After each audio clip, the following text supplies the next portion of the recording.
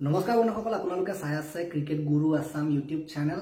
এখন ক'বলৈ গ'লে ৰাজস্থান ৰয়েলছ আৰু গুজৰাট টাইটেন্সৰ মাজত চাহৰ উদ্ধকাৰী মেটছত দুটা টিমৰ মাজত সাধাৰণতে ৰাইভেলৰী আগৰ পৰাই আছে। দুটা টিমৰ মাজত IPLৰ ফাইনেলো হৈছে আৰু এটা কথা প্ৰায় দেখা যায় যে যেনেকৈ মেটছ নহওক গুজৰাট টাইটেন্সে কিন্তু ৰাজস্থান ৰয়েলছৰ লগত জিকে। কেৱল মাত্ৰ এখনেই মেটছ আছে য'ত নেকি ৰাজস্থানে আজিলৈকে গুজৰাট টাইটেন্সক হৰুৱাই পাইছে।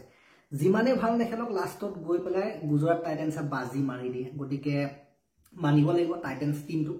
যি কি নহওক এইবাৰ IPLৰ প্ৰদৰ্শন ইমানো বৰ বেষ্ট হোৱা নাই প্ৰথম অৱস্থাত, তথাপিতো এটা ডাঙৰ টিমক আৰু এইবাৰ IPLত ভাল খেলি থকা ভাল টিমক মানে বিশেষকৈ হৰুৱাই দিলে আৰু এক টপত থকা টিমক হৰুৱাইছে। তাতকৈ আৰু কি লাগিছে গুজৰাট টাইটেন্স টিমটোৰ বাবে, তাতকৈ আৰু কনফিডেন্স কি থাকিব পাৰে সাধাৰণতে। চ' আপোনালোকে দেখিবলৈ পালে প্ৰথমতে ৰাছিদ খান, গোটেই খেলখনত আজি ৰাছিদ খান কিন্তু বিঅপি আছে, মানে গোটেই খেলখনত তেখেত মানে ষ্টাৰ হৈ আছে, জিলিকি আছে তৰা হৈ পেলাই।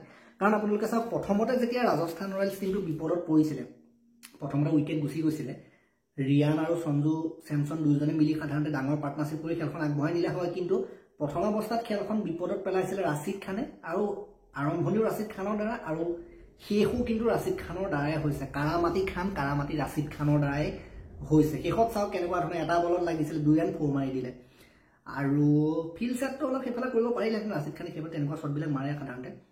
চ' সাধাৰণতে আবেজ খানৰ লাষ্টৰ বলটোত নহ'লগৈ কামটো।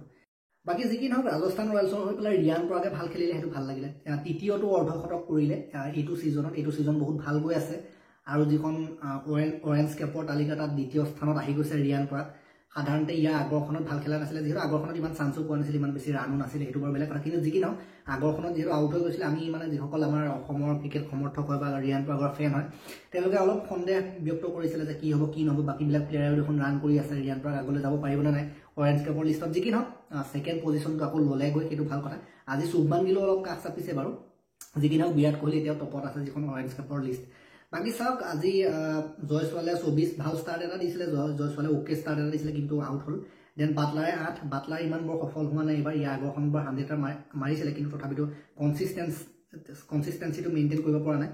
দেন চাওক চেমছনে আজি ভাল খেলিলে, নট আউট হৈ থাকিলে, শেষলৈকে কেপ্টেঞ্চি নক খেলিলে 38টা বলত 68 কৰি। দেন ৰিয়ান পৰাগে লগ দিলে চেমছনৰ লগত এটা বিশাল 100 ৰানৰ পাৰ্টনাৰশ্বিপ, 100+ ৰানৰ 130 ৰানৰ পাৰ্টনাৰশ্বিপ কৰিলে 78টা বলত। গতিকে খেলখন সেইখনতে কিন্তু বহুত বদলি গৈছিলে, কাৰণ ৰিয়ান আৰু চেমছনৰ যিটো পাৰ্টনাৰশ্বিপ, সেই পাৰ্টনাৰশ্বিপটোৱে কিন্তু গোটেই খেলখন ইফালৰ পৰা সিফাল কৰি দিছিলে।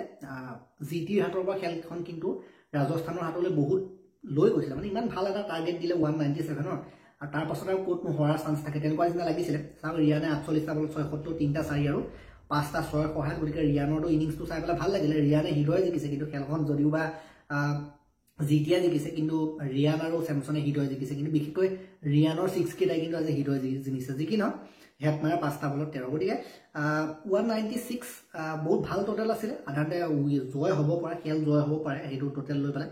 কিন্তু বলিঙো ভালে হৈছিলে, বেয়া হোৱা নাই, কিন্তু শেষৰ ফালে অলপ পিটনটো পৰি গ'লগৈ। আপোনালোকে যদি চাই শুভমান গিলে কেপ্টেঞ্চি নকৰা খেলিলে, শেষলৈকে লৈ গৈ থাকিল। সাধাৰণতে তেখেতৰ মাইণ্ডত এটা কথা আছিল যে শেষৰ ফালে হয়তো অলপ হিটাৰ আছে, ডাঙৰ হিট কৰিব পৰা প্লেয়াৰ আছে। উদাহৰণস্বৰূপে আপোনালোকে যদি চাই কাৰামাটি ৰাছিদ খান হওক, শ্বাহৰুখ খান হওক, বিজয় শংকৰ, ৰাহুল ত্ৰিপাঠী, এনেকুৱা ধৰণৰ প্লেয়াৰ কিছুমান আছে। সেইটো কথা মাইণ্ডত আছিলে শুভমান গিলৰ। গতিকে তেখেতে মেইন কথাটো হ'ল যে খেলখন নিজৰ কান্ধত উঠাই পেলাই গোটেই ভাৰটো লৈ যাব লাগিছিলে। ফিনিচিং লাইনটো দিবলৈ মানে মানুহ আছিলে, ফিনিচাৰ মানুহ কিছুমান আছিলে। আজিকালি জানে যে ইম্পেক্ট প্লেয়াৰৰ ৰোলটোৰ কাৰণে সোমোৱাব পাৰে, সাধাৰণতে ডাঙৰ হিটাৰকো সোমোৱাব পাৰে। গতিকে চাওক শুভমান গিলে গোটেই খেলখন চলাই দিলে 44টা বলত 72, 4 6টা আৰু 6 2টা। দেন ৱেডৰ কাম নহ'লে 4, অভিনৱ মনোহৰ 1। দেন বিজয় শংকৰ চাওক 10টা বলত 16। দেন ৰাহুল ত্ৰিপাঠীয়ে চাওক 11টা বলত 22, দুগুণ গতিত ৰান কৰিছে, 3টা 4, 6 নাছিলে যদিও। শ্বাহৰুখ খান চাওক শেষৰ ফালে যিহেতু মই কৈছিলোঁ যে ইম্পেক্ট হিচাপে আহিছিলে, 8টা বলত 14 ৰান কৰিলে, 6 এটা আৰু 4 এটা মাৰি থৈ গ'ল, সেইকেইটা অলপ প্ৰভাৱ পেলালে। বাকী ৰাছিদ খানে 11টা বলত 24। ৰাছিদ খানেতো জানেই কেনেকুৱা ধৰণৰ খেল খেলে, বেলেগ বেট ঘূৰে। গতিকে কেতিয়াবা বহুত লাভজনক হৈ যায় ৰাছিদ খানে যিটো কৰে।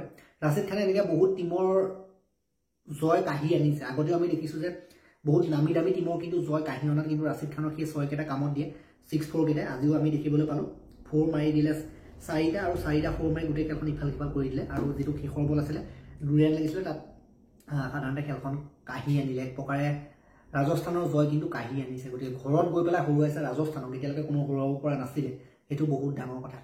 গতিকে যিকিনো ৰাজস্থানে কিন্তু হাৰিবলগীয়া খেল কৰা নাই কিন্তু মেইন কথাটো হ'ল যে বলিঙত কিছুমান ক'ৰবাত ভুল হ'ল উইকেটো লৈছিলে 7টা কিন্তু ক'ৰবাত কেতিয়াবা T20 খেলত হৈ যায় এনেকুৱা ইম্পৰ্টেণ্ট পইণ্টত যেতিয়া উইকেট ল'ব নোৱাৰে বা ইম্পৰ্টেণ্ট প্লেয়াৰ যেতিয়া আউট কৰিব নোৱাৰে তেতিয়া কেতিয়াবা হৈ যায় সাধাৰণতে কিন্তু ৰাজস্থানো হাৰিছে যদিও মানে এনেকুৱাকৈ মানে হৰা নাই বেয়াকৈ হৰা নাই বহুত মানে যেনে তেনেহে জিকিছে বুলি ক'ব লাগিব আমি যিটো জিটি টীম গতিকে ৰাজস্থানতো ধুনীয়া এতিয়া এখন হাৰিলে কেকেআৰো এখন হাৰিলে কিন্তু CSKৰ লগত গতিকে ওপৰৰ টীমবিলাকো হাৰিছে ওপৰৰ টীমবিলাক হাৰিলে মানে তলৰ যিবিলাক টীম সেইবিলাকৰ কাৰণে অলপ লাভজনক হয় বা তলৰ একেবাৰে যিকেইটা জিকিবই পৰা নাই এখন জিকিছে তেনেকুৱাবিলাক টীমৰ কাৰণে বহুত সুবিধাজনক হয় বাকী যি কি নহওক এই ভিডিঅ'টো ইমানটা সমাপ্ত কৰিলোঁ মেইন কথা হ'ল যে ৰিয়ানে ভাল খেলিলে সেইটোৱে ভাল লাগিলে আৰু ইয়াত আমাৰ একো বিশেষ পইণ্ট নাই আলোচনা কৰিবলগীয়া বা সুখী হ'বলগীয়া বাকী যি কি নহওক এই ভিডিঅ'টো ইমানটা সমাপ্ত কৰিলোঁ ভাল লাগিলে যদি লাইক কৰিব শ্বেয়াৰ কৰিব চেনেললৈ নতুনকৈ আহিছে যদি ছাবস্ক্ৰাইব কৰি ঘণ্টাটো দবাই থৈ যাবলৈ নাপাৰিব তেতিয়ালৈকে আৰু এটা নতুন ভিডিঅ' লৈ প্ৰতিশ্ৰুতিৰে মই বিদায় দিছোঁ ধন্যবাদ